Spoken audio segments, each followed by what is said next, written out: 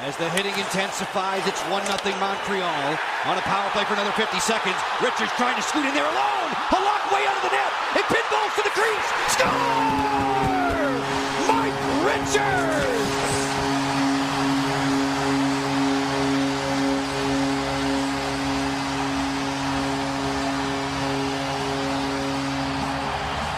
The Flyer captain is announcing his presence as the alpha male early in this one. Big hit. Sets up that cranker from Coburn, the defenseman, joining the attack. They win a puck deep in their own zone. Hammerleck and the goaltender Halak collide. Oh, did they ever. And it's a tap in for Richards.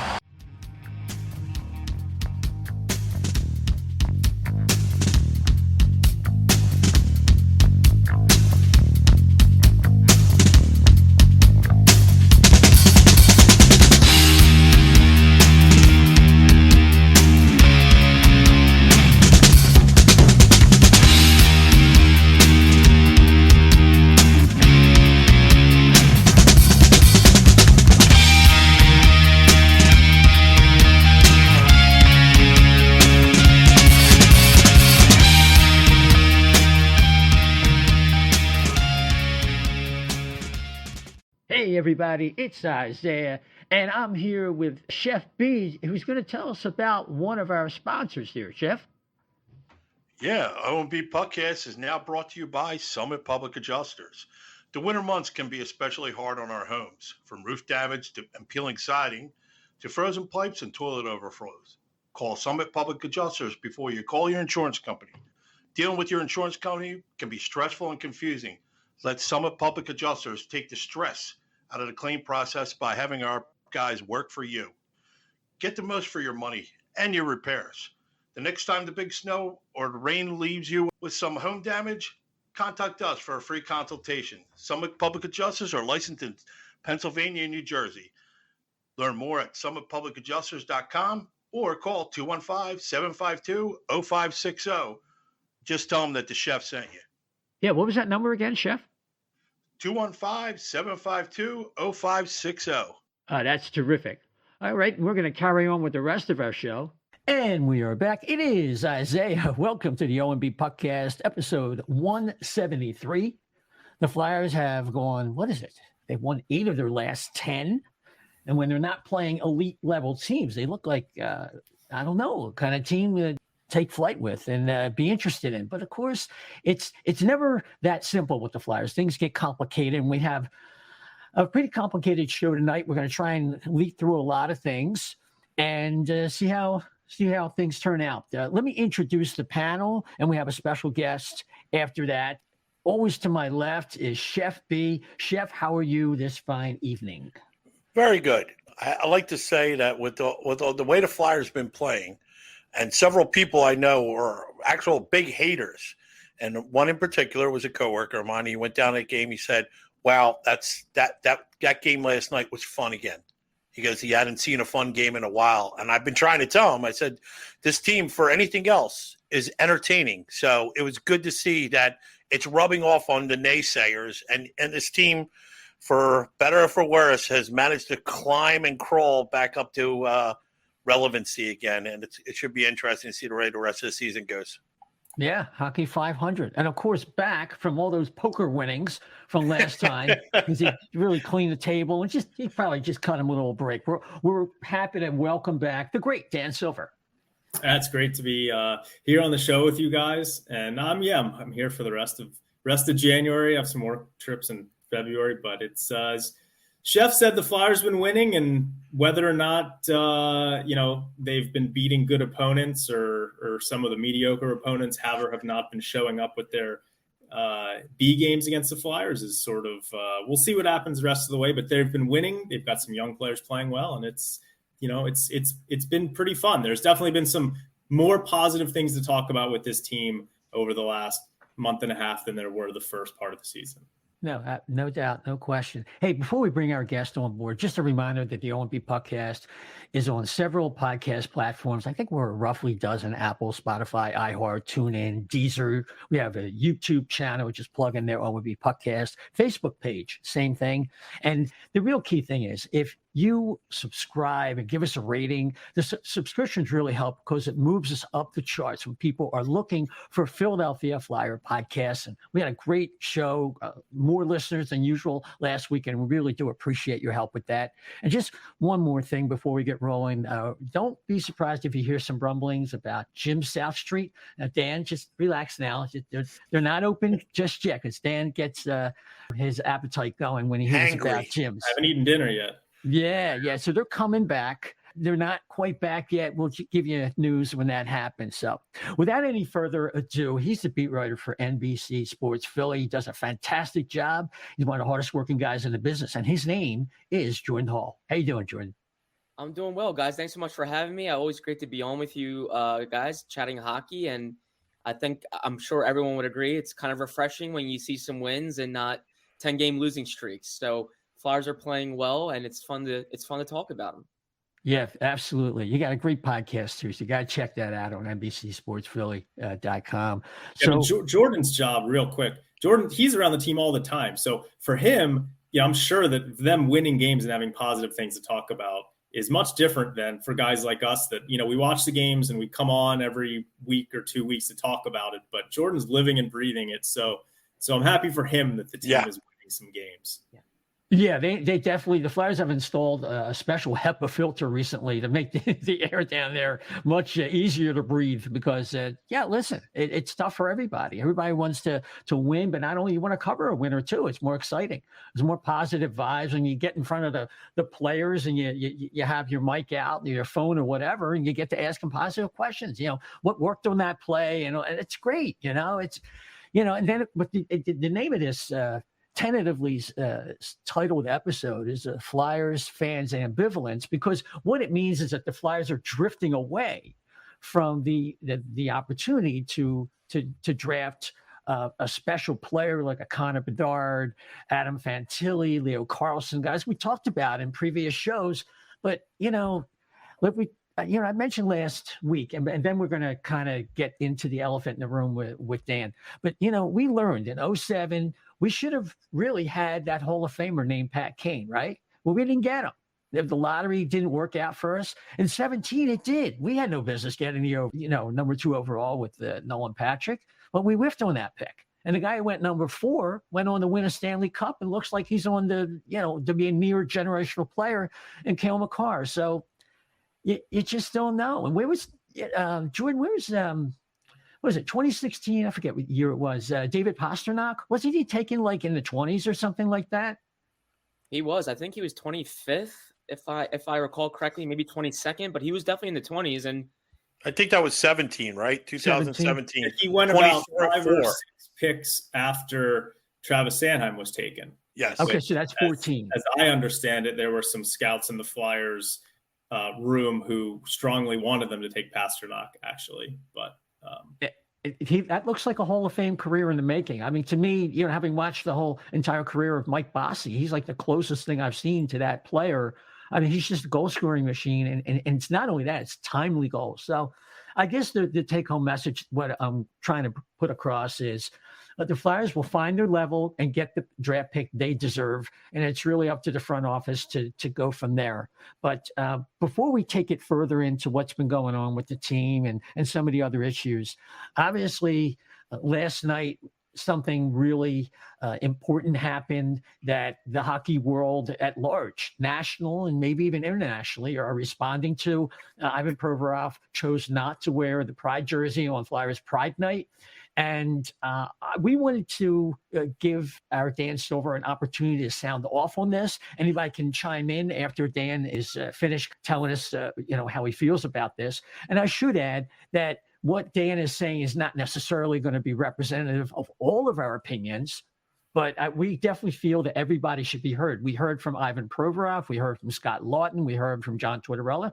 And, we're a Philadelphia Flyers podcast, and we do think it's important that we air our opinion about something that everybody's talking about right now. So, Dan, I'm going to give the floor to you.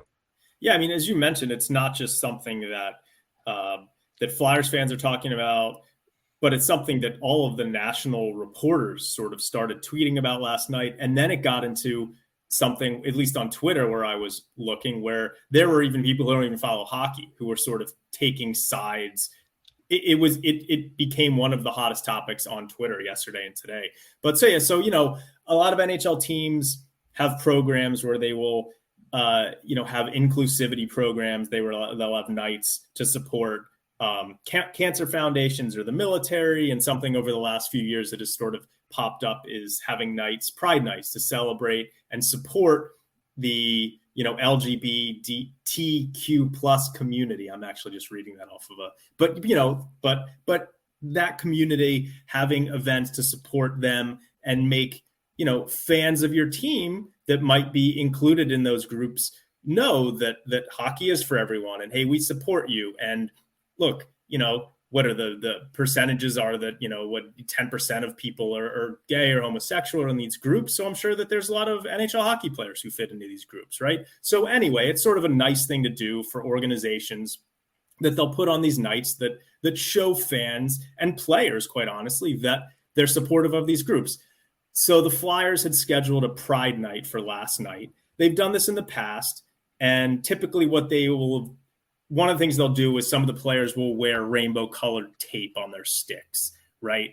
And so it's something that's sort of noticeable, but not all that noticeable. So last night they decided that they were going to wear rainbow colored jerseys. At least the numbers on the jerseys were going to be rainbow colored. And it's something that actually Scott Lawton and James Van Riemsdyk have really spearheaded efforts in that community in Philadelphia, and have really sort of turned it into an event that you would hope that the team and the organization would embrace. So anyway, last night, Ivan Provorov doesn't come out for warmups. So now people start speculating, okay, what's going on here? And eventually it comes out basically that Ivan Provorov wasn't comfortable wearing the rainbow jersey.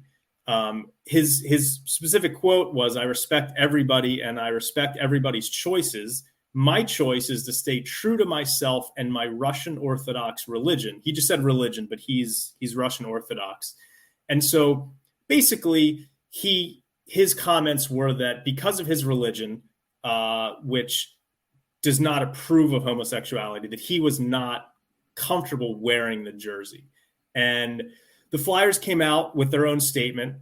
They said the Philadelphia Flyers organization is committed to inclusivity and is proud to support the LGBTQ plus community. Many of our players are active in their support of these organizations, and we were proud to host our annual Pride Night. The Flyers will continue to be strong advocates for inclusivity and the community.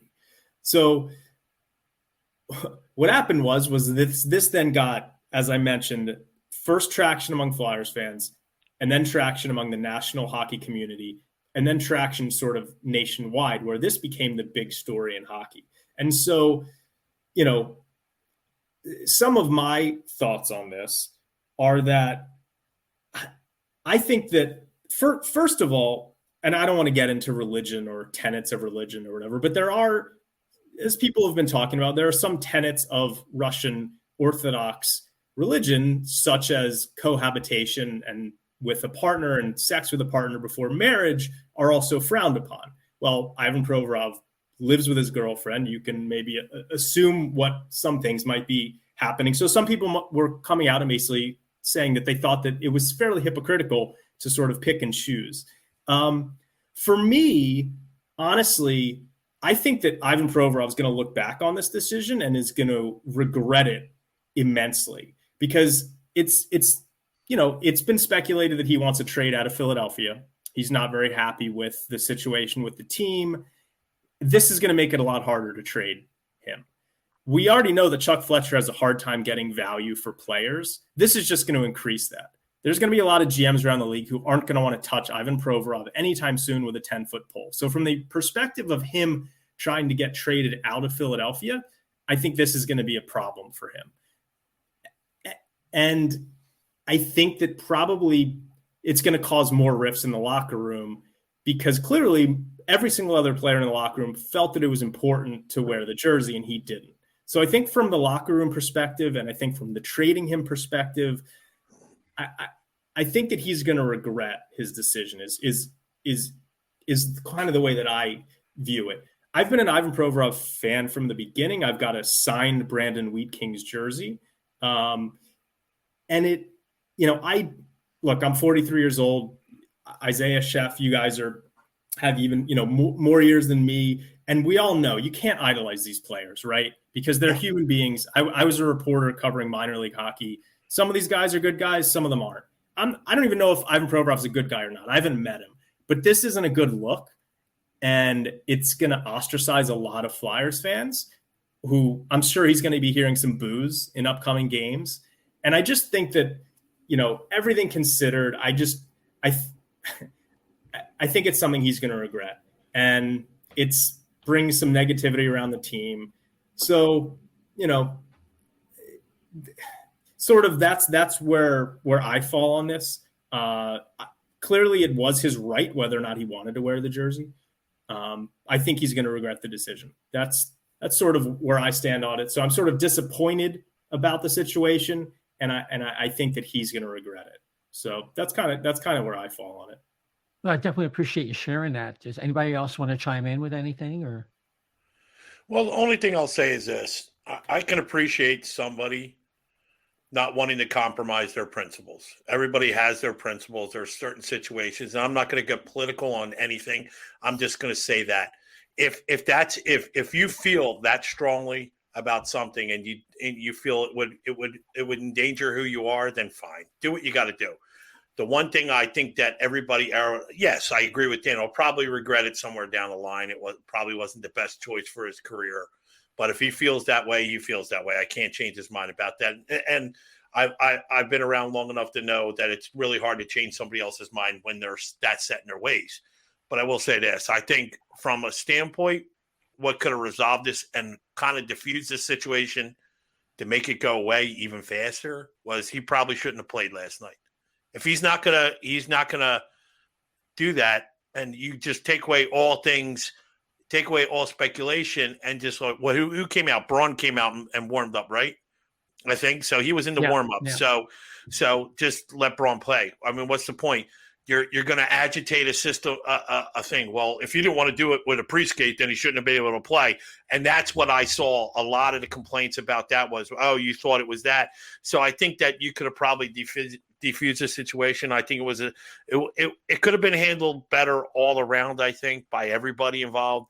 I just think, it's just one of those things. You're not going to get somebody to change their mind and compromise their own principles. Especially when you're in your mid-20s now, you're pretty much set in your ways. You know what I mean? Yeah, no, I understand. I mean, there is the famous Shakespearean line from Hamlet, "To thine own self be true."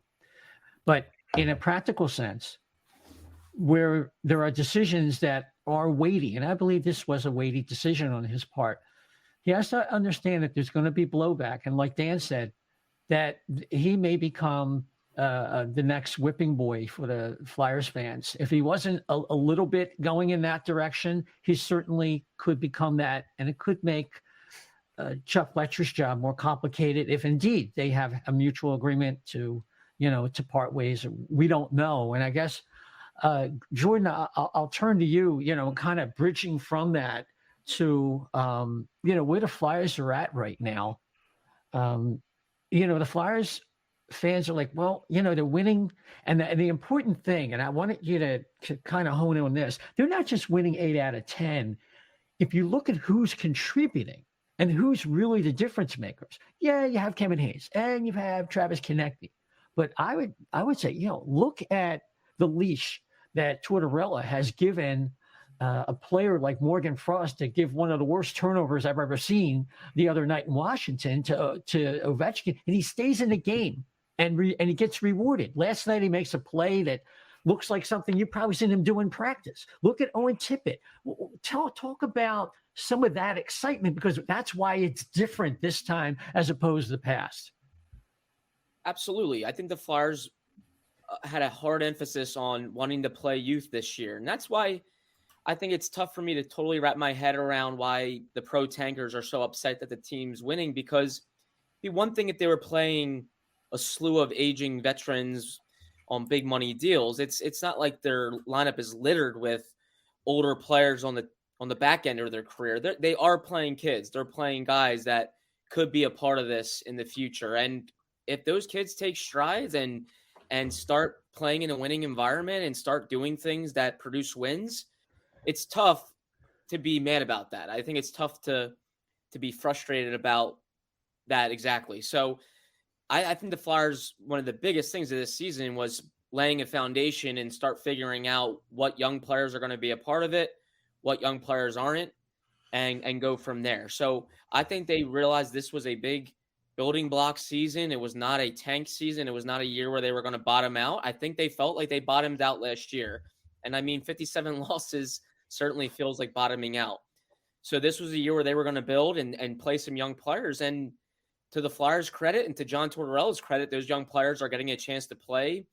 And they're playing in the biggest roles they've ever seen in their lives. Owen Tippett was sheltered in Florida because the team was contending. He's playing in all situations. He's playing the most minutes of his life, and he's doing some good things. Morgan Frost playing power play, killing penalties, playing first line center. Like they're just putting these kids out there and letting them play through mistakes, letting them play through failure and success, and you're seeing results. And could it result in a team kind of middling? Possibly. But they're playing well, and they're playing their best hockey that we've seen in over 2.5 years. And I think that's a positive for the organization and for a lot of the things the Flyers were hoping they'd see this year. Yeah, absolutely. Chef? Well, I'll just wait for your guys' response to this. Look, for the people that thought the Flyers would tank, you got to be the worst team in the league to tank. And by far, we saw it last night. It was pretty evident. The Ducks team is not very good. I think the best analogy I saw last night was somebody I forget, and I can't remember. I looked for it, I couldn't find it. It was like a pickup team of really good players that don't know how to play well together. They don't. There's no direction, and that just shows you right there. And then you look around the league, and you got Coyotes, Sharks, Ducks, Blackhawks. These teams are significantly worse than the Flyers, right? And to think that you were going to get to there just by, let's just say you traded Kevin Hayes away, you traded Provorov away, and you get it. You're still not the worst team in the league. So I think that mentality is not there. I think it's pretty exceptional what they've done so far to get to where they are right now.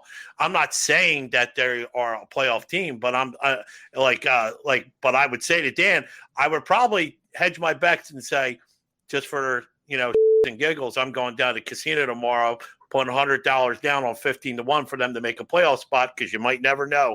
But that's his thing. I think it was a fairy tale to think that they were in the Bedard sweepstakes. But are they bottom 10? Yes, they're definitely bottom 10, bottom 7 maybe. So I would sit there and say there's still a chance, like Isaiah said earlier, that you get that number 2 or number 3. And if you get number 2 or number 3, even number 4, you're getting somebody that can make a difference in your organization. So all hope is not lost. I just think if the Flyers fans had to be more realistic, I think that Flyers glasses that they were wearing all season are finally turning into bifocals, and they got to really look at this team better. Yes, the morose colored glasses have to come off. Flyers are hockey 500, 19, 19, and 7. Dan? Yeah, I mean, as Chef kind of was talking about, it's sort of becoming apparent that it was unrealistic to think that they were going to be certainly a bottom 3 team. At one point, I thought they might be a bottom 5 team. That looks unrealistic. I mean, right now, it looks like they're going to be, the way they're playing, they're going to be picking between 8 and 10 unless they get lucky in the lottery. And look, quite honestly, Connor Bedard is to this point, and maybe Michkov sort of look like the 2 guys who could be franchise-altering offensive talents. Fantilli and Carlson look really good in the World Juniors. but they might, doesn't look like the offensive upside that Bedard has. And even if you finish with the worst record in the league, you've only got a 26% chance or whatever it is of getting Bedard. And we've talked about this before. I mean, I think it is very important what John Tortorella is doing in terms of instilling, instilling accountability in the locker room and creating a culture in the locker room that sort of brings success on. And he's doing, he's doing all the right things, right? We look at Anaheim, and you could argue that they specifically kept Dallas Eakins as their head coach this year because they know he's not a very good head coach. And you can see it in the way that they play, right? Like what Anaheim and what Chicago have done this year, clear intentional tanking from the front office to try and have a chance at Connor Bedard. The Flyers were never going to do that. Maybe we can argue they should have, but they never were going to because of Chuck Fletcher's mandates and whatever it is with the front office here. They're just unwilling to accept that kind of tact. And so I think we sort of have to pivot to being happy about what Chuck Fletcher has done with Noah Cates, what he's done with Morgan Frost, what he's done with Rasmus Ristolainen. Like he's basically had Ristolainen do a complete 180 where Ristolainen was kind of like a guy who was trying to be good offensively and also play defense. And he was really bad at the beginning of this year. And it seems like Tortorella has basically turned him into a defense first guy. He's playing the way he wants him to play, and he's been playing a lot better. So, we've said all the season that we have trust in John Tortorella to do the things that will need to be done to build the foundation of this franchise. But the problem is that, they still don't have enough elite talent, right? We see it when they get blown out by the Maple Leafs. We see it when they get blown out by the Bruins. And they're not going to, they're going to have to get lucky in the draft, picking 8 through 10. They're going to have to stumble on a guy who can be a difference maker, right? Or else they're not going to get to the level of those teams. So it sort of is what it is. And I think we just need to enjoy what Tortorella is doing with some of these guys. And we'll see what happens the rest of the way. I think they'll try and trade Provorov. I think in the offseason they might try and move Hayes. But, I think, there's really no use in rooting for this team to lose anymore because there's no fun in that. And at this point, clearly they're going to finish between 6 and 13 most likely. I mean, they're 5 points out of a wild card now. The division's pretty bad, so who knows? Yeah, Jordan. I mean, you think about that, and it's something we were kind of ridiculing on our last show was the divide between John Tortorella saying we got to build this thing from the footers, and then like later in that day, Chuck Fletcher's like, well, we're only 5 points out of a playoff spot. And then Flyers went through a little bit of a tailspin. Now they've won 8 out of 10, and they're making Chuck look smart, but John Tortorella doesn't necessarily look stupid. So everybody's happy right now. Like that's the ambivalence right there. Like how do the Flyers get to that point when Chuck Fletcher himself is on record as saying, well, the best way to have, get elite talent on the team is to draft it. How do we bridge this gap and break out of this 10-year malaise that the team's been in? And hockey folks are like, they're competitive almost to a fault at times, and they don't like conceding anything. It's very seldom you hear a general manager or someone within the game say, we're trying to lose. We're looking to tank, and we're looking to almost concede this season for future seasons. You just don't see that a lot. But I think Chuck Fletcher and a lot of people have been frustrated with the general manager because he hasn't used the word rebuild. He hasn't used those buzzwords. And I think the reason behind that is you're trying to send the right message to your team and to your roster. If he comes out and tells the public that they have no chance at doing anything this season and they don't really view the roster very highly, what message does that send to the people in-house on the roster trying to build, trying to win, trying to at least show that they can be a part of this? So I think he's strategically just trying to make sure he's sending the right message to his roster, to young players that could be a part of this, that they believe they can do something. So when he says things like, hey, we're 5 points out of a wild card, or, we'll see where things go. I think it's all strategy. It's to at least keep positive energy within his locker room and to let guys know that they can possibly do something with this season. Now, by no means do I think they're a playoff team. I do not think they're going to be a playoff team. I don't think they're going to be in the race. Maybe they surprise us and they keep it interesting for a couple more months. But I do think the Flyers valued this season as building, laying a foundation, and letting some young players play. And it's tough to, Morgan Frost was a first-round pick. They need to play this kid and see who he is. Owen Tippett was the return on the Claude Giroux trade. They need to play him. 5 of their top 6 forwards are 25 years old or younger. They need to play young players to see what they have. And if the young players take more considerable strides than people thought, then so be it. You let them play and you let them win. And then you try to draft the best way you can in the summer. I think they'll use the trade deadline, obviously, to sell. I do not think they're going to be buying whatsoever. They will be selling. I don't know how hard they're going to sell, but they need to supplement their summer the best way they can. And maybe they realize some of the younger players are better than they thought. And if they supplement their summer and use it to get better, then maybe they can be a team that contends next year or the following. But I don't think GMs or guys, they never want to like kind of pigeonhole themselves. Do I think they can be a little more transparent with their fan base? Possibly. Fans drive the whole thing. Like, fans are the biggest investor. They're incredibly important to what organizations do. So I think it's important to be clear on direction, but at the same time, it's also important to value the message you're sending to the roster. And I think that's where Chuck Fletcher is trying to find a balance. Perhaps they haven't done it totally well. But I do think you want to make sure you're still driving competition within your locker room and not sending the totally wrong message to the locker room. But I do think fans would maybe want them to be a little clearer on rebuild, retool. Are they a playoff team? Are they not? It could probably be a little clearer of a message there. But at the same time, it's just, that's hockey. People don't love to concede and say they're going to be awful. They want to keep the right message within the locker room. And I think that's kind of where the Flyers are. Yeah, but that is the tough thing. I think the communication breakdown, with a hat tip to Led Zeppelin there, has been a really big deal. But from, the beginning, this time probably last year, when we talked about aggressive retool, blank checkbook and all that.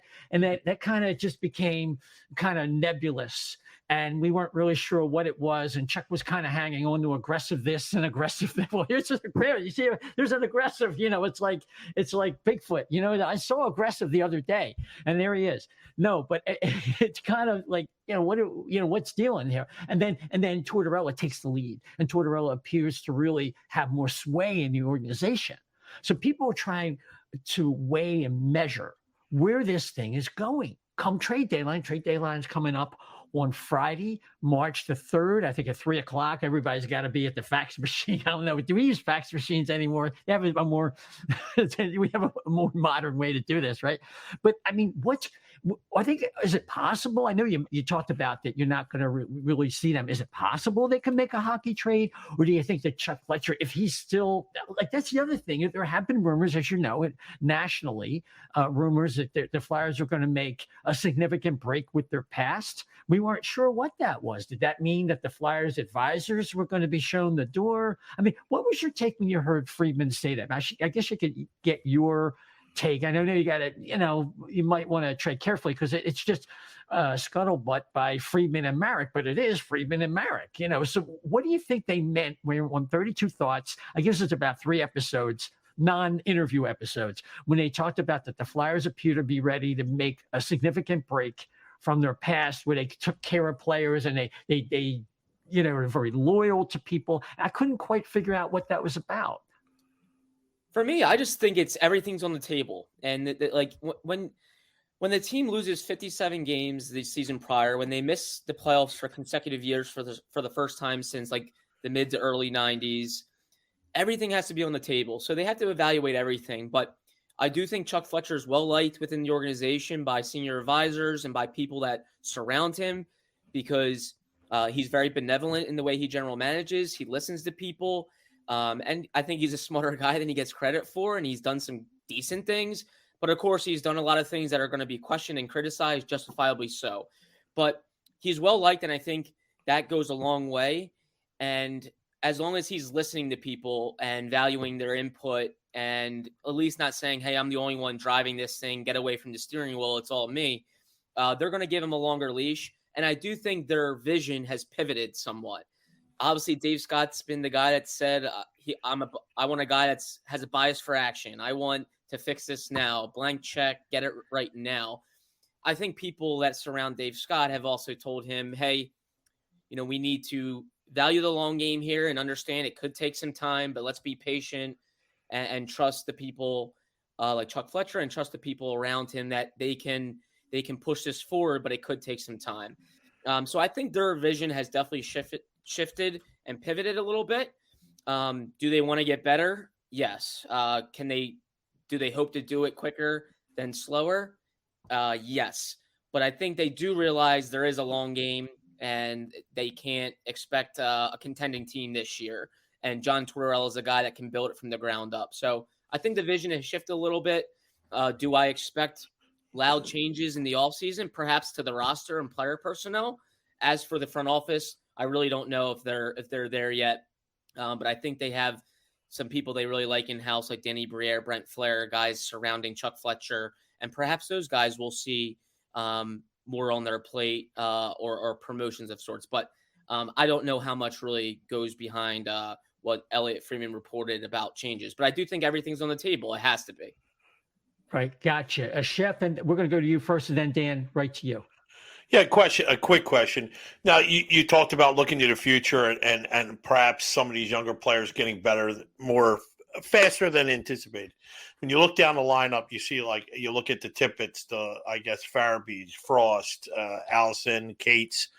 Those guys seem to be really playing, not just contributing from goals and standpoint, but also stuff that is receiving praise for them away from the puck, what they're doing in their game, in their other parts of their game. Now, do you think there's any kind of, maybe either the coach or the coaching staff in general has like plateaus or goals for each one of them? Like where, okay, we want to see Joel be at least 22 goals this season and be this and have this plus minus rating. I'm just going down the line. Do you think these are set in stone for these kids, or is it something that's like, all right, I know you can do better. Yeah, it was all right. Is it something that's an ongoing process with them, because we all know how Torts can be. He's going to give you a little bit. He's not going to give you everything because he wants you to keep that drive going. I don't think the coaching staff has benchmarks for players, but I do think the folks in management and the analytics groups, they have benchmarks where they want to see certain players hit. Chuck Fletcher even mentioned it before the season. He posed the question, is Travis Konechny a 50-point guy or a 70-point guy? So they value that stuff, of course, obviously, as they're giving out contracts as well.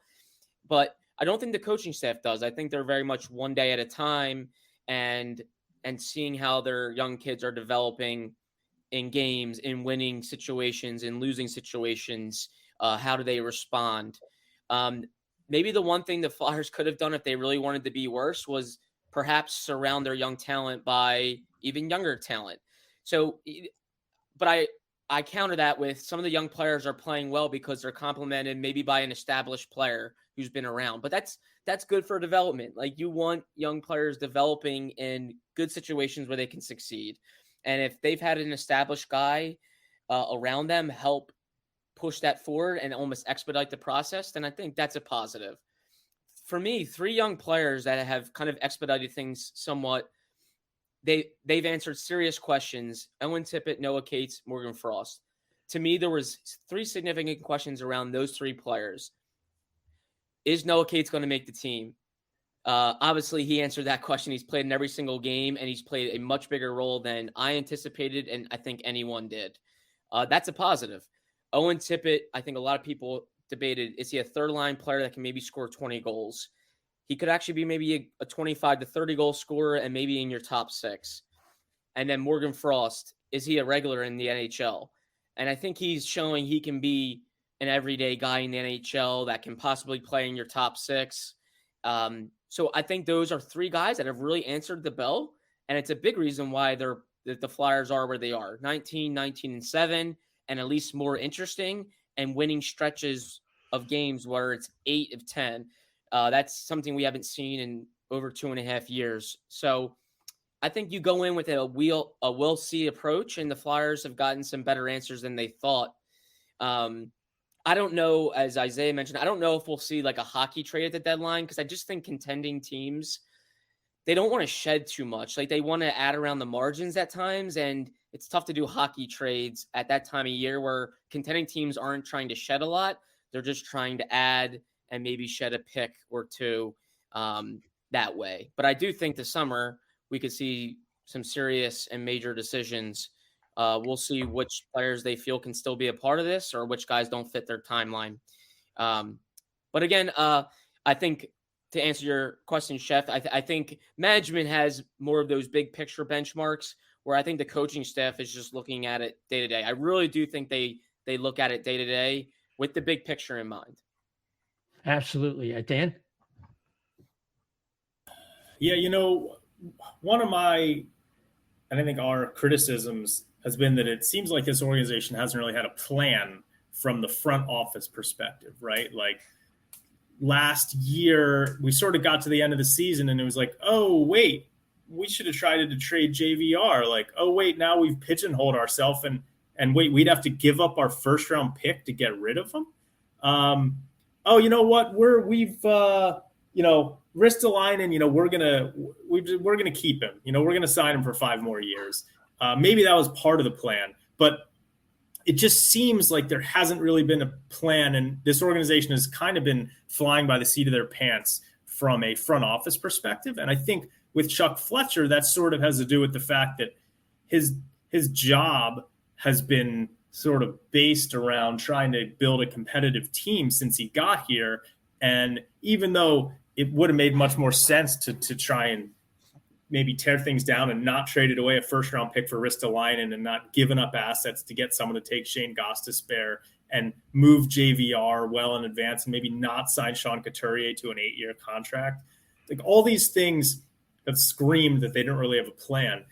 And now what we're hearing is that Chuck Fletcher was on the hot seat, leading into the new year. The Flyers were really not playing very well. They were losing a lot of games. But some of the things I've read recently are, oh no, now, because of the way that they've been playing for the last month, maybe Chuck Fletcher's not on the hot seat anymore. And maybe we need to change the approach. All of that is just echoes and reflects the fact that there's no plan. Like, they should not be basing the next 10 years of this franchise on what's happened in the last month, because they've beaten up on Anaheim and Chicago and some of these teams. Like, you can't fly by the seat of your pants in professional sports, especially in a sport with a salary cap like the NHL, and expect to have any sustained long-term success. And so to me, it not only felt like that's what Chuck Fletcher was doing last year, but now it feels like that's what the people above Chuck Fletcher are doing. Like, oh, we were maybe going to fire Chuck Fletcher and tear things down and do a rebuild, but wait, now we've won a couple games in a row. Like, fans are allowed to react rashly to wins and losses, but I just don't think that you can have a front office doing that. And I feel like that's sort of like what they're doing, right? Like, we need the people there to be doing long-term planning. And the fact that John Tortorella is here is fantastic, because I think he's here for the long term. I think he wants to develop and build young players. But I think having John Tortorella would be much more effective if we also had a front office that had an actual plan for going out and getting really talented players for John Tortorella. Like, they didn't need to have Rasmus Ristolainen here this year. Like, the Couturier extension was when it happened, maybe it was a good thing, but they're now in a spot where they don't, he's not even playing right now. But I just wish they would have complemented Tortorella with a long-term plan to go along with him rebuilding, because he came in and he immediately said, like, basically he wasn't even expecting it to be a playoff team necessarily this year. He said that in his first press conference. So he's into the rebuild, but the front office is still, I think, flying too much by the seat of their pants. And, maybe last week they were thinking that they were going to try and move Kevin Hayes and JVR early. And now who knows what they're thinking. So I would just hope that the front office would take more of a long-term approach to this. That's kind of like, what my hope is, but I just don't have any faith that that's going to happen. Yeah, I mean, Jordan, he makes a really good point that they are kind of like in reactive mode. I mean, if you think about, I've followed the team since '69. It used to be I'm that old. We'll believe that, right? But I remember when the Flyers really started winning things, and I always kind of surmised that Keith Allen, who was the great general manager back when the Flyers win the Cup up until I guess the later '70s when Bob McCammon took over and all. He used to get to when he got the team to a point, I think after 71, 72, where he started asking himself a question. Like, is this move going to bring us closer to the Stanley Cup when we would make a major move? Obviously, you have to make some minor moves and all that. And the Flyers aren't even in position to get into that mindset. So you got to crawl before you walk. And I guess what I'm saying, and to piggyback on what Dana is referring to, is you can't, if Dave Scott is moved by like the last 10 games, I really, it reminds me of last night. I had an exchange with somebody and you're talking about how well Ristolainen has been playing. And I thought, Ristolainen, like Dan, it's like, that's a first round draft pick hanging at the trade deadline last year, because he can really be a compliment to a team that can afford to give up a 25th or a 28th, overall pick. Whereas the Flyers, are in a situation, they just need bodies of as many shots at high level talent to move out of where they're at. So now I said last night, you can comment on this. Ristolainen is kind of played to the point where he becomes a lot more attractive to teams that are going for a run, that are maybe concerned that their blue line is not rugged enough. And he seems to be built for that situation with a better team as opposed to what he's doing here. And, I'm judging Risto off of 9 years of play. I can't judge him necessarily off of 9 weeks. I mean, he has really been good. And, and I got a lot of blowback. Well, one person in particular gave me some blowback on that. And it's someone strategically thinking would say, we really like what Risto's done. But now is an opportunity to maybe make a hockey deal and move a contract out because, you have Atkinson. We don't know what's going to happen coming back from neck surgery, and Couturier with 2 back surgeries in a row, and failed back surgery is definitely a thing. He's already had one. So it's this kind of thinking, looking around corners and being able to do that as a general manager instead of just sitting back and just kind of being passive and reactive as opposed to making a move like one I'm referring to. All right. I'll say this. I'll say the other elephant in the room, I should say, is since you brought up Ristolainen, was, shorthanded goal on a breakaway and on the backhand too. I mean, that should have summed up. And I don't want to take anything away from Stellaris. He actually played pretty good last night, man. Yeah. He had some big saves, and I'm not saying, but I just thought that was funny. But more to effect, I was going to bring up with the Jordan too. You kind of alluded to that. What gets shed next year? Because obviously you're not going to be able to get rid of a Couturier or an Atkinson. They're coming back. They're definitely coming back.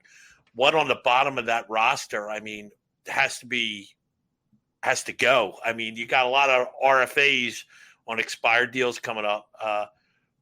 Some of these tweeners, as we had talked about in the past, they're going to have to either be let go or whatever. But you still have to, fill a farm team too. So I think that's one of the other difficult things is to find out where Atkinson and Couturier fit in after all this chemistry. We the 5 people that you mentioned earlier, they're young, they're in a groove, and they gelled so far these last 10, 12 games, and you're kind of like apprehensive about messing with that a little bit. But obviously you're stuck with Atkinson and Couturier, and you kind of want to be. They're both historically good players, but how do you think they deal with that situation? that's what I think the hard evaluation will be coming up the rest of this season is debating which players in their late 20s, perhaps maybe going into their early 30s, are a part of this. One, where are the Flyers from a competitiveness standpoint? Are they a team that's like maybe on the cusp to contending, or are they still far away? And then judging which players can fit their timeline. And I think guys like James Van Riemsdyk and Justin Braun are obvious trade candidates for the deadline.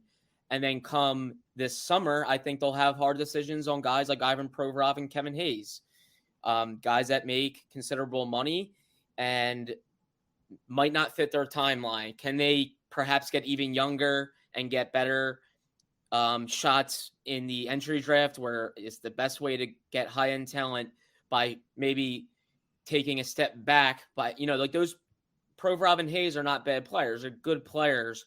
But do they fit their timeline, and do they give the Flyers a chance to gain a valuable asset of cap space and possibly picks? For me, Kevin Hayes, I think, could actually be a part of this moving forward. In my mind, he's a 6'5" center that's 30 years old and very much in his prime. He's on pace to set a career high in points. He's at a good age of 30, and he has all the ingredients of size and scoring ability and a guy that can play in all situations. So I'm not so sure they're ready to part ways with Kevin Hayes. I know that's been kind of tossed out there, and a lot of people are wondering if he's a part of this moving forward. But I don't know if you are quick to kick a 30-year-old center in his prime out the door. That's just me. I think he's well liked here, and he's a guy that Chuck Fletcher. He was one of Chuck Fletcher's biggest and most important moves early in his tenure. So not sure if he's ready to part ways, but those are some of the players like the Ristolainens, the Provorovs, and the Hayeses. Those are going to be decisions I think they'll think long and hard about in the summer, because those guys make money, and you have to figure out whether they fit the timeline or not. Again, Ristolainen was a guy that was a very criticized deal by Chuck Fletcher, and he's going to be debated. That move is going to be debated for a very long time, and he'll be criticized about it for a very long time. But he is in his late 20s, and maybe he can be a part of a team that contends next year or the following year. These are all decisions they're going to have to think long and hard about. And I think we'll get a real good sense of their direction when we see what they do this summer on those types of decisions. Yeah, absolutely. Dan? Jordan, I mean, I've got to ask you, though, about Kevin Hayes. I mean, you mentioned that he's a center. I mean, the Flyers have one of the weakest center depths in the entire league, and John Tortorella doesn't have him playing center. He's playing the left wing. Like, he's a guy that we're paying $8 million a year for to theoretically play center. But despite the fact that Sean Couturier is not even in the lineup, our head coach clearly doesn't think that Kevin Hayes is responsible enough defensively to be a center. So you mention him as a center, but he's really not. So I'm just curious, like, how does that is your thought process that Kevin Hayes is going to kind of like transform his game in a way that Tortorella wants him to and will be back at center if they keep him? Or are you saying that they should be paying a third line left wing $8 million a year? No, it's an excellent point that Hayes is not playing center right now. He's been playing winger for a while now. I think that's one thing they're going to have to work out in terms of Kevin Hayes and John Tortorella and their relationship. And can he fix certain deficiencies that he has in his game? And maybe if they are deeper, once they get maybe a healthy Sean Couturier, or say they get deeper in the summer, perhaps they can somewhat shelter Kevin Hayes and his deficiencies. Because the big thing was Tortorella was that they were not scoring enough, and that Hayes's mistakes defensively were colossal, and they were fatal. Whereas now, if they're deeper and they're scoring a little more goals, perhaps they can have Kevin Hayes play center again, and they can survive some of the things that Tortorella doesn't like to see from Kevin Hayes. But I think Hayes is making $7 million a year, I believe. And I do think management still likes him, and they're willing to work with the relationship between him and Tortorella. But again, just a very big decision. I think these are all things that are going to look at with Kevin Hayes and the future. Can he be a part of this, or has their vision changed and they realize Hayes is not fitting their timeline? But for me personally, I think Kevin Hayes is a really good player. I think he's getting better. Even though he's playing wing, I think you can still get some of the things that he brings outside of being a center in terms of his length, disruption, being able to protect the puck, help on the power play, and possibly kill penalties.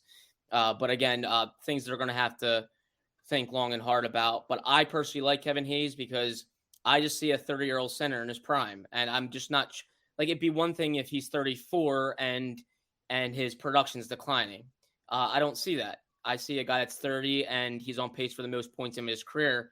And if you think you can maybe make something of next season, I don't see why he can't be a part of it. Because I do think there are other ways they can shed cap, whether it be a bold move with Ivan Provorov, or perhaps they look to shake up their D-core and get younger there and shed money there. So I think there are other ways to shed money. I don't think it has to be Kevin Hayes.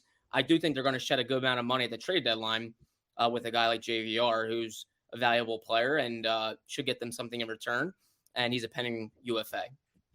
Yeah, absolutely. Just a couple quick ones more from me. Jordan, Jay O'Brien is a decision that the Flyers have to make. He's been at BU, and he's playing with Devin Kaplan right now, I believe. I think they were playing in that game a few weeks ago against Cutter Gauthier in BC. That was a real scoring fest. Very exciting game. But he's coming up. He's graduating. Do you think that the Flyers will sign him? And I understand if they don't, they stand to get a second-round compensatory pick. Maybe you could explain to the folks how that works. Yeah, that is true with the first-round pick if he goes unsigned. And Jay O'Brien, I think it's important to note that he was not drafted by Brent Flair and Chuck Fletcher. That was a Ron Hextall pick. Right. So I'm not sure the organization – I don't know how highly they view Jay O'Brien, and obviously he's a first-round pick. He was a bit of a reach, I think, by the Hextall regime, and a guy that I think very well could not be signed, depending on his progress. He's obviously taken a long time with college and then going to BCHL route. Typically, first-round picks don't always take that long unless they get injured and they require 4 years of college. So I think how he fares the rest of this season could go a long way, and whether they want to sign him or not. But that's something they have to consider if they can get a second-round pick in the future. Not a bad idea. But, yeah, again, I think the big thing is that he was not drafted by this regime. Obviously, they had some scouts that are still here that probably watched Jay O'Brien. But at the end of the day, that was a Chris Pryor and Ron Hextall pick.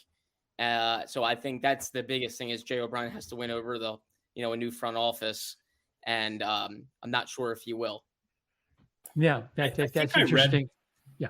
Real quick, I think I read somewhere that there's a way that they could handle the situation where they could actually get that second round pick this year, which would be a huge help. That if they, for example, if before the draft, there's a deadline where if they basically say that they're not going to be offering him a qualifying offer, that there's a way to trigger it so that,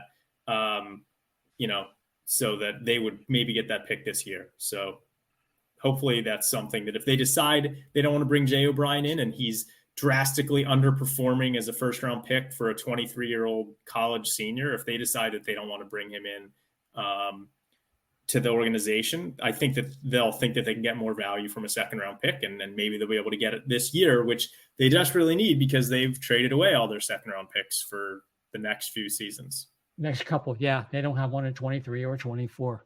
Yeah. Well, does that mean that somebody else has to pick him up in order to get that compensatory pick? No. Or no, it doesn't? They just renounce him, and that would be that. Okay. All right. I was just wondering. No. Either way, if they get it for next year, they don't have a 24 second rounder either. So either one would help. Yeah, definitely. I personally want to seek out some clarity on that too. I'm probably going to talk to a couple people once it's August. I think once August gets closer, I'll probably look a little more into that and try to figure out exactly how it all works and what they're going to decide. But but a decision nonetheless.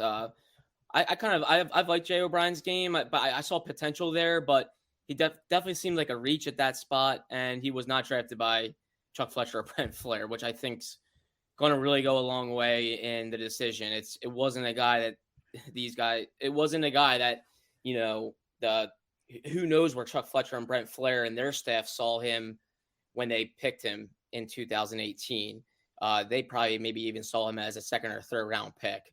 And obviously they want to make sure they can sign their other kids too. And that'll all come into play. It's contracts. Yeah, I think there's more than a few Flyer fans that watch Andre Miller playing with the Rangers. Yeah. The kind of minutes he's getting and the role he's getting, and he's just only going to get better. A long, lanky kid who's playing defense in the National Hockey League and he's made it as quickly as he did, and it played fairly well. It grates at you, but hey, that's the draft for you, right? So I just looked up because Charlie O'Connor from The Athletic had gotten a mailbag question about Jay O'Brien. So here's what he said. He said that technically the Flyers have until August 15th to sign O'Brien before they lose exclusive negotiating rights with him. Yeah. Since the NHL draft is scheduled for June 28th, that means that the comp pick would likely be in 2024. But there is a way for the Flyers to potentially get the compensatory second rounder in 2023 instead. Basically, if O'Brien is made aware that he will not be signed months in advance and he would like to get a head start on professional free agency, there's an appeals process that could potentially make him a free agent on June 1st. In that case, the Flyers comp pick would be in 2023, but there's no guarantee that appeal would be approved. So that's what Charlie had said. Can we start a fund for his attorney? I know, right?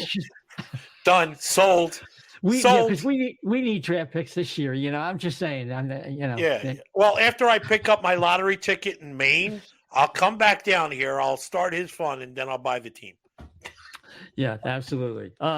Just one other thing. I just wanted to. We could deal with the silliness of no iPads and with Tortorella. I think a lot of people covered that.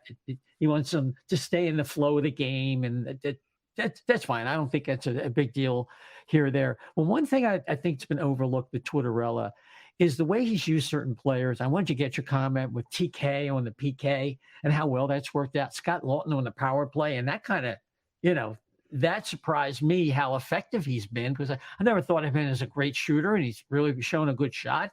I never thought him as a great, distributor, and he's shown some good vision when he has a little more space with the power play. Well, that's really to their credit. Absolutely. I think Tortorella definitely deserves some credit there and their assistants to Rocky Thompson and Brad Shaw. To me, like, that connecting decision is massive. I mean, it's literally causing him to have a breakout season and look like a star, because to me, when you put him on the PK, a lot of people say when they play in all situations, they just feel more engaged. They feel more involved in the game, and it kind of helps the other aspects of their game. And here's a guy that no one thought he could kill penalties. Tortorella and Brad Shaw decide, hey, we're going to make him do it. And maybe we see a little Cam Atkinson, and here he's flourishing. He's on pace for potentially close to 50 goals. He already has 3 shorthanded. So I think the coaching staff deserves a lot of credit for that move. And Scott Lawton too. I think we always forget Lawton was a first-round pick and was a scorer at the junior level. So there's some offensive skill there. He really changed his game and turned himself into more of a PKer and a grinder and a guy that does those little things. But now in a situation where the team's really young and they're hurt and they're banged up at times, Scott Lawton's got the chance to play some power play, and he's rewarding the coaches for it. 5 power play goals, I believe. He had 0 in his career before that. So right. I think you got to give credit where it's due. I think that's one aspect of the coaching staff, knowing what it has in-house, and they deserve some credit there. It's helped the Flyers, and it's allowed them to learn a little bit. And for as much as the Flyers deserve criticism for their offseason, and I was one of them right there for not going out and just being very quiet and adding around the margins and having their biggest acquisition be Tony DeAngelo, they allowed for some guys to play in roles that they had not played in before. And you learn about guys that way, and I think they've learned about Travis Konecny and Scott Lawton in roles that we haven't seen them in before. So kudos to them for that. Yeah, absolutely. Well, that's all I got. If anybody else would chime in while Jordan's here, just want to check that. And we're going to let Jordan go. Dan, Chef, anything more for tonight before we let Jordan carry on with his duties? No, it's I just want to say I always enjoy reading Jordan's articles. I think he's one of the most professional beat writers that the Flyers have. The fans can't see him right now, but he's got a shirt and tie on for just for the show. I mean, for me, he's like the epitome of professionalism. And so I think Jordan, you're a younger guy than we are. I think you've got a really good career ahead of yourself, and obviously you're a smart guy, but it's a lot of it, I think, for me, is based on just how professional you are. So keep up the good work, man. Dan, thank you so much. I really appreciate the kind words. And honestly, I really enjoy coming on with you guys. I think I've done it 3 or 4 times now. And to me, I really value the insight from folks that maybe aren't around the team every day and obviously have some fandom to them. I think it's good. I learn when I come on with you guys, what others are seeing and their perspectives. So I really value it and enjoy following you guys. You guys are always sharing my content and interacting, which I really enjoy. So thanks so much for having me and really for those kind words that greatly appreciated. Oh, and yeah, I second and Chef thirds that. Where can people get you on social if they want to catch up with Jordan Hall? Absolutely. You can follow me on Twitter at jhallnbcs, and you can read my work at NBCSportsPhiladelphia.com on our Flyers page. So big thanks for having me, guys. Really, honestly, always enjoy chatting with you guys. It's fun to talk Flyers and get your perspective. So I appreciate it. Say it right back at you. Appreciate it. Thank you very much, Jordan. Thanks so much, guys. Have a great one. You too. Right, you take care. Take care. Right. All right. So I got Chef kind of coming back with us, and there you are. Yeah. So, gents, I can't say we resolved a lot in one of the key questions. I know the Provy thing. Great job, by the way, Dan. Fantastic. Yeah. Fantastic kind of summing that thing up. That's not an easy thing, and tensions are running high. So that was professional as well. Yeah, I just, the thing that bothers me if leading tonight as we wrap up is like Dan said, I think it's a take-home message tonight. If the Flyers brass, their top management is going to watch this team play, to me, that's a credit to John Tortorella. It is not a credit to Chuck Fletcher. If you want to see what's not a credit to Chuck Fletcher, watch the Flyers versus Boston and Toronto. Now, don't get me wrong. I'm not blaming Tortorella. I mean, I'm not blaming Fletcher for when they lose and Tortorella for when they win. But what happened is Fletcher did what he did where they needed to go and get this life raft named John Tortorella. And Tortorella has brought them up to the point where they can beat the teams they should beat on a lot of nights. And that is to the coach's credit. But they can only go so far and they have a ceiling. So this is why the fans have this angst about what the future is. And if Dan is right, and if Dave Scott is straddling the fence and he's going from game to game, like, after Boston, it's like, now we got to get rid of Chuck. Then he sees last night, they're coming back. Everybody looks good. Overall, we're 8-2. You can't, there's no way to have a long-term success for the team. And I'll be very curious what's going to happen with Danny Briere, the trade deadline, the whole 9 yards. Because if they're just going to stumble bum into the offseason and Chuck is basically going to be inert, going to have trouble. Well, we wanted to move some players, but it would have really cost us some young players and draft picks. And he had to say some mumblefish at the mic and talking about, we should be able to make the playoffs. Like this is garbage. This 10 years, it calls for something more drastic. It calls for something with somebody with more vision. So, Chef, what's well, this team is exactly what Tortorella made it into. It's a team that should beat all the teams it should. It should. So example being when I say that all the teams behind it in the standings, and it does that. It demolishes them. It makes the Ducks and the other teams look like schoolyard team. So, and then you have the team. It's still the same team that loses the games it's supposed to lose. Example being Boston. Now, throw in there one or two things where, okay, occasionally, guess what? They're going to beat the teams they're not supposed to, just because, that's the way Torts coaches the team. The Torts effect as it's being drummed up across Twitter. Example being the Capitals or somebody else, or the Kings during this stretch. It's these games where they're just outplaying, they're out hustling, and it's going to happen once in a while. But they're going to lose to a crap team here and there too. So the team is exactly what it's supposed to be, and I think that's what people are forgetting.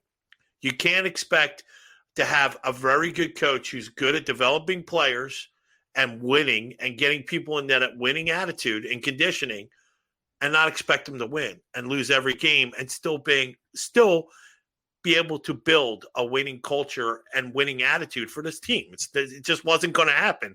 And I think that's what people got to throw back into their mindset is, that's the kind of team this is.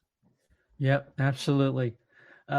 Chef, what's your social media contact there? All right. You can catch me at Chef to Left B on Twitter. Chef, the number 2, left, and a B. All right. All right. I think people can do that arithmetic there. Or is that getting into algebra? Do you have to? It's algebra. I was always better. Is that the FOIL method? Yeah. String theory. Final thoughts and your social. Final thoughts. That Morgan Frost goal last night was spectacular. And he's a guy he's now got 15 points in his last 17 games. Yes, that includes 2 4-point nights against the Arizona Coyotes. But still, I just love the way that John Tortorella has brought him along. He's become a very good defensive center and is now starting to add some offense.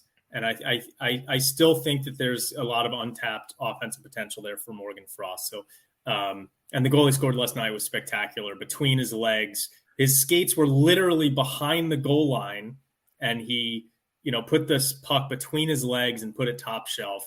He's just very talented. And so I was happy to see that. Seems like a really nice young man. So glad to see that. Absolutely. Folks can find me on social media on Twitter at dsilver88 and come and argue with me. And, it's been a lot of stuff with the Provorov stuff. Whenever something controversial happens like that, and I always kind of make my opinions known on stuff, I always end up losing some followers, which is fine. But you can come and throw me a follow at dsilver88 and we'll have some good discussion. Good. That's fine. Listen, like I said earlier, everybody got heard from, and I think it was time that you had the opportunity to express your opinion on that. I think that we did so. I think with Frost, I watch Trevor Zegras, and I see a lot of Morgan Frost in his game. Morgan Frost is not quite that player. I don't think his ceiling is quite as high, but if he's 2/3 or 75% of that, then that justifies, having him around and showing the patience that they did. I only wish the best for Morgan Frost. He gets frustrating. It's a lot like TK early in his career, when giving the puck away and things like that. But if he could produce, and if he could be like that second forward along with Tippett, that gives him a zone entry guy. He's not good. I mean, Tippett is clearly their best zone entry player, in my opinion. And he uses the one last thought I had is that guy using his speed last night to make up for the mistake whiff he made at the blue line and forcing Silverberg to go out wide and giving a much lower percentage chance to him. That made it a lot easier for Samuel Ursan to make the save. That is using speed and strength. That is what we call power. And he looks like he could be a power forward. They just got to keep encouraging Owen Tippett. I'm noticing him not just in the offensive zone, and that's an excellent development for the Flyers. So you can follow the O&B Puckcast at O&B Puck at O&B Puck. You can follow me, and that's, of course, on Twitter. You can follow us also on Getter. We occasionally post there. All of our shows are there, and occasionally we get a little salty there at O&B Puckcast, O&B Puckcast. And, of course, you can follow me at Isaiah, ISAIAH, underscore 520. Isaiah, don't forget the underscore 520. So look, the Flyers play tomorrow night versus the Blackhawks. They go to Detroit on Saturday night. They're back home the next day versus Winnipeg. Lots of games here. Then they play on Tuesday versus the LA Kings. We might see you then, or we might see you after the little mini road trip Midwest in Minnesota on the 26th in Minnesota and in Winnipeg for a night game versus the Jets. But somewhere in there, we'll be back to talk to you, and we'll see what the latest news as the Flyers turn. But until then, everybody, take care.